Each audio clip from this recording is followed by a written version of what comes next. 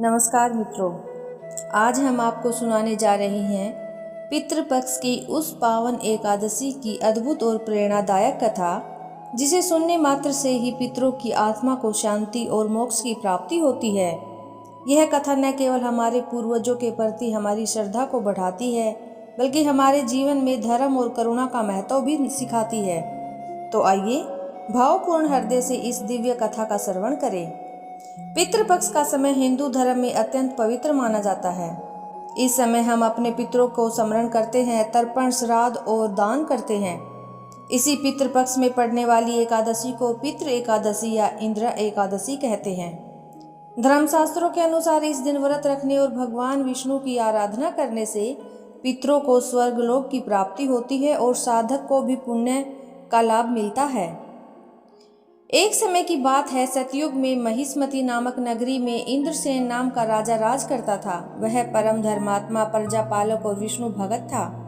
एक दिन राजा अपने सिंहासन पर बैठा था, तभी उसे आकाशवाणी सुनाई दी। आकाशवाणी में कहा गया, हे राजन, तुम्हारे पिता वर्तमान में यमलोक में कष्ट भोग रहे हैं। यदि तुम पितृ एकादशी का व्रत करोगे और दान पुण्य करोगे तो उन्हें मोक्ष मिलेगा। राजा इंद्रसेन इस वाणी को सुनकर अत्यंत दुखी और चिंतित हो गई। उसने सोचा, मेरे कारण मेरे पिता को कष्ट क्यों हो, मुझे तो उन्हें मुक्त कराना ही होगा। तभी वहां देवर्षि नारद प्रकट हुए। उन्होंने राजा को पितृपक्ष की एकादशी का व्रत करने का उपाय बताया। राजा ने पूरे श्रद्धा भाव से व्रत किया, उपवास रखा, दान पुण्य किया और भगवान विष्णु की भक्ति में लीन हुआ। कहते हैं, इस व्रत के प्रभाव से उसके पिता को यमलोक से मुक्ति मिली और वे विष्णु धाम को प्राप्त हुए। इस प्रकार यह व्रत न केवल पितरों के उद्धार का माध्यम बना, बल्कि राजा के जीवन में भी असीम शांति और पुण्य का आगमन हुआ। मित्रों, इस कथा से हमें यह शिक्षा मिलती है कि हमारे पितृ हमारे लिए कितने महत्वपूर्ण हैं। हमारे आज के कर्म उनके उद्धार का मार्ग बन सकते हैं। पितृपक्ष में श्रद्धा और भक्ति से किया गया एक छोटा सा व्रत या पितृपक्ष या दान हमारे पूर्वजों की आत्मा को मोक्ष दिला सकता है। पितरों की कृपा से ही घर परिवार में सुख, समृद्धि और शांति बनी रहती है। इसलिए धर्मशास्त्रों में कहा गया है कि पितरों की सेवा देवताओं की सेवा से भी श्रेष्ठ है। पितृ एकादशी के दिन सूर्योदय से पहले उठकर स्नान करें। घर के मंदिर में भगवान विष्णु की प्रतिमा को गंगा जल से स्नान कराएं। तुलसी दल और पीली वस्तुओं से पूजा करें।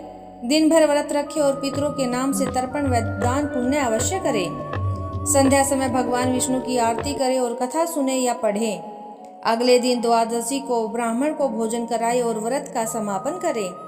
ऐसा करने से न केवल पितरों की तृप्ति होती है, बल्कि आपके जीवन में भी सुख और समृद्धि आती है।